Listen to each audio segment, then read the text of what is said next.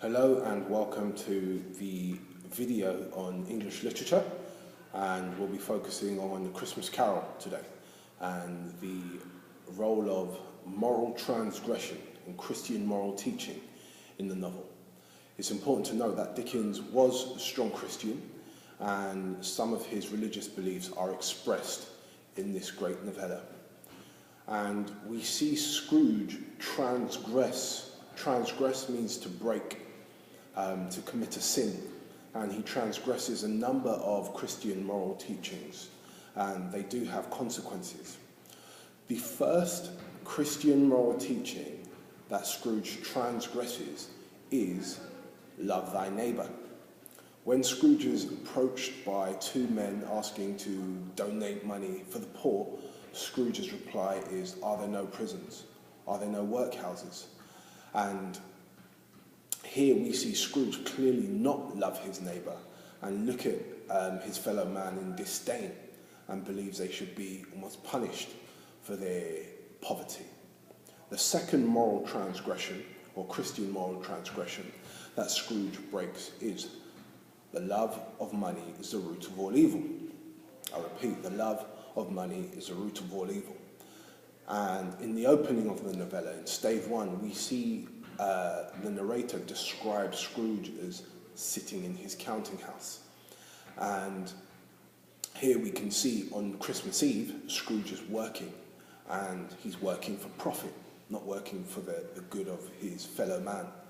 So we can see that Scrooge is in love with money. So he breaks that Christian moral teaching of the love of money is the root of all evil.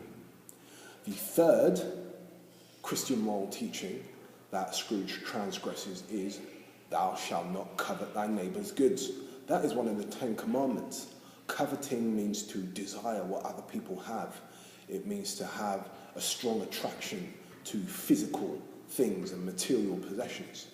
And we see the narrator describe Scrooge as a covetous old sinner. So, there you have it, 3 Christian moral teachings that Dickens expresses in his novel, A Christmas Carol. So, now it's over to you.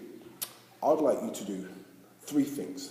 I would like you to find 3 quotations that show that, or reveal that Scrooge is redeemed and his moral sins are transformed, because we know that he doesn't stay as the same person who transgresses all of these Christian moral teachings. We do see a transformation.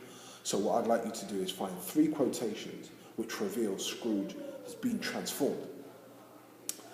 Secondly, once you've found those quotations, I really want you to focus on how Dickens uses language. So for example, in the quotation, "covetous old sinner," that language is very biblical.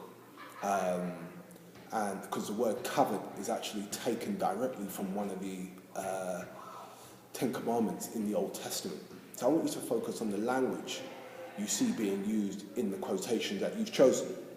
Thirdly, why do you think Dickens chose to have Scrooge completely transformed by the end of the novel?